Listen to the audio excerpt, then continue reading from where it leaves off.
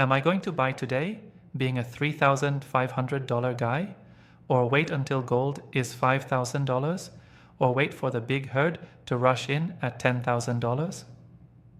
Is a question that every viewer of this movie must ask themselves. Greetings, and welcome back to the Gold Silver Show with Mike and Alan. Hello, Alan. How are you? Mike, I am doing fine. Am I doing well? Very cool. I take it that you have a presentation regarding the national debt. Indeed, that is correctly stated. I've been researching the national debt in an effort to comprehend its magnitude and find a solution. Furthermore, I intend to provide data in this video that proves the debt is really unmanageable, because we could never repay the true value of it. Inflating it away is actually our only option. Well, folks, there is a single answer. By the time the video is over, I think you'll see that coming. Holy cow. All right, I'll do it.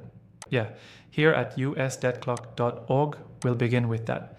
Excuse me for the visual strain, but I'd want to bring everyone's attention to the national debt, which is located in the top left corner. You know, it's increasing like every second, and we're already above 37 trillion. All right?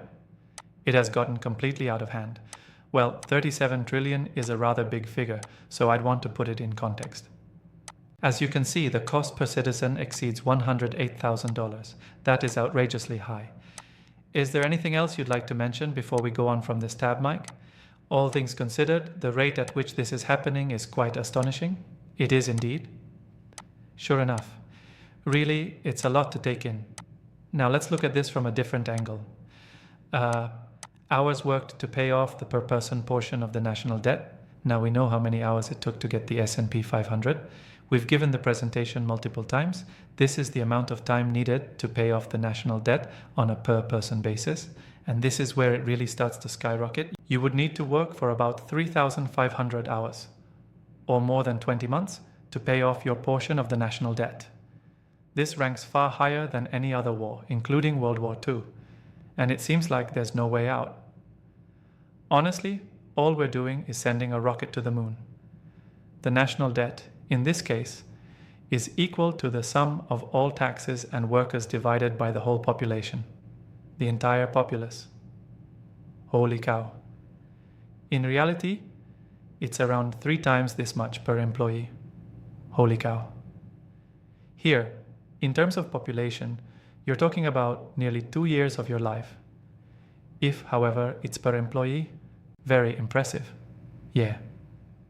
You won't be able to spend any money over the couple of years it takes to pay it off because it's taxed. Put another way, you can't afford to eat or pay your rent because the government has taken all of your money to pay off this debt they made us incur. I am astounded. By the way, if it's calculated per employee, you're talking about 4 years of your life for every taxpayer. Oh my. It is really mind-boggling, and I'll draw parallels to the dark times we endured in the past in a moment, but we will arrive at that point very soon. Therefore, let's see this 37 trillion in perspective. As of this present, the national debt stands at $37 trillion. You could circle the moon 10 times with just one stack of those dollars. Very well. In other words, $37 trillion would be enough to round the moon 10 times through. Wow, this is very shocking. We're talking about planets. I see. All right then. Yeah. There is no way out of this jam. Yes. Yeah. By the way, I think you did say that. Was it in the first or second book you wrote? It eludes me. I accomplished this in the first book, but the national debt was at 7 figures or more. No way. It was over 9 trillion, I believe. M3 used to be published at 7, but they no longer do. Yeah, everything has simply gotten out of hand. It is, yes, precisely. All right, I should have included a moon image here. By the way, this 37 trillion bucks doesn't account for unfunded liabilities, does it? On top of that, we have no idea what the exact dimensions of those are. The total, according to one estimate, is close to 120 trillion. Even higher, though, could reach 140 to 160 trillion.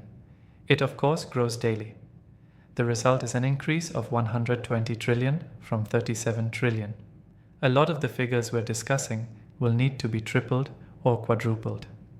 I had previously estimated, conservatively, that every American, not just every taxpayer, would be included. Thus, it is likely that it must be doubled. Unfunded liabilities will then likely increase by a factor of 3 or 4. Thus, that's nearly a tenfold, plus or minus, approximately 10 times the sum of all the figures we've been discussing. This is just mind-boggling. Yeah, I see. Holy cow. So, 1835 was the lowest point in our nation's history.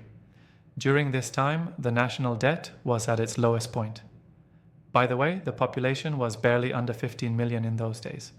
Also, at around 19 million, that's less than the current population of New York City. And there was our whole country. We are up about 344 million today. Over the course of nearly 2 centuries, the population increased by a factor of 23, all right?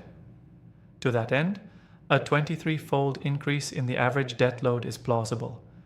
Well, that could be a fair expansion, but no. From $33,000, roughly equivalent to student loan debt, it increased. That was essentially my situation when I finished college. In 1835, that was the whole nation. Well, we've reached 37 trillion now. Thus, 1.1 billion X was the growth factor. Absolutely insane, I tell you what. Oh my, unfathomably crazy, I guess so.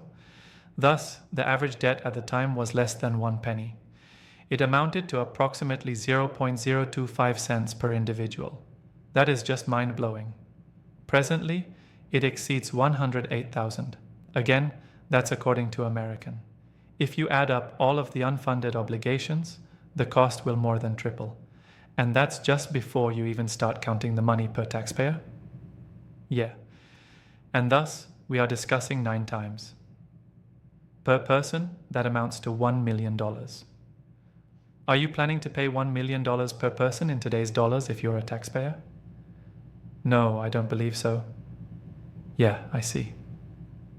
What utter nonsense. That leaves them with no choice than to embellish their situation. This has been seen 48,000 times. Excuse me? 48 million. Holy cow. Money owed. The average American has 48 million more dollars in debt now than they had, say, 190 years ago. Thus, it is clear that these figures are completely illogical. Here's one more interesting truth. In 1835, to pay off the national debt, each American would have to work for 2 minutes and 43 seconds. 2 minutes and 43 seconds. Even if we could pay off the same portion of the national debt in under 3 minutes today, it would take every American $2.4 million an hour. Very well. How much money did the average person make in 1835? Employee made 5 cents each hour, only 5 cents each hour? Holy cow. Even though it only took 2 minutes and 43 seconds, it earned 5 cents per hour. Yes. The reason being that this was classified as gold and silver, that factory worker might provide adequately for a family. If everyone had 5 cents an hour, they could eat. Absolutely. Yeah. Additionally, federal income taxes did not exist. All right then. Impressive indeed. Okay then. If this is just unbelievable, I am sorry. Put yourself in the shoes of a production worker. Just so you know, the going rate for a production worker nowadays is around $37 per hour. It was 5 cents back then. So, to pay off your portion of the national debt at the same rate as someone making $37 per hour, you would need to earn $2.4 million per hour. Wow, I thought. Quite astonishing. They could have paid it off in 1835. So yeah, in less than 3 minutes. Getting paid a cent each hour. Yes, I can. Yeah. I can't believe what I'm seeing. That is mind-boggling. Yeah. Alright, let's take a look at that graph again. And I only wish to emphasize the lowest point in this context, year 1835. In case you forgot, the national debt was around $33,000. Few 100,000 people call it home. Personal debt, less than 1 penny. That works up to approximately 5 cents per hour for the typical factory worker. The total amount owed by the country was paid off in 2 minutes and 43 seconds. There was a brief period in 1835 when Andrew Jackson eliminated the debt entirely, didn't you think? They also promptly took on extra debt. Oh, absolutely. Since we instituted the Federal Reserve System and debt-based currency as an alternative to money, one thing stands out. We incur massive debt every time we do war, but we eventually repay it. But when we come close to the bottom, those low points, each one greater than the last, are there. It continues moving ahead. Some of this is based on the simple mathematics of a debt-based system. All of the money disappears if the national debt is paid off. None exists. There is in fact just one route out of this system that we are a part of, and it is ultimately impossible. Even if it's default for individuals, there is a default for the government. Where do you go from here? You sell your dollars as fast as possible and buy gold and silver instead. So, yeah, you have real money and assets. Yep, in a similar vein, our meme for the day is that. Yeah, gold was $315 per ounce when I first began purchasing it, and I would suggest it to others. At the Learning Annex Real Estate Expos, which I co-host with Robert Kiyosaki, I have the opportunity to speak in front of crowds ranging from 10,000 to 30,000 people. People would inquire, but they weren't interested in purchasing at that time. Yeah, but I'm interested in real estate at the moment, or in 2004, 2005, or 2006, and I would look at them if they said that. Yes, but I want to make sure that real estate prices never drop. Eventually, it will rise. And I'd stare at them and think, you look just like me. To me, it looks like you're a $5,000 guy.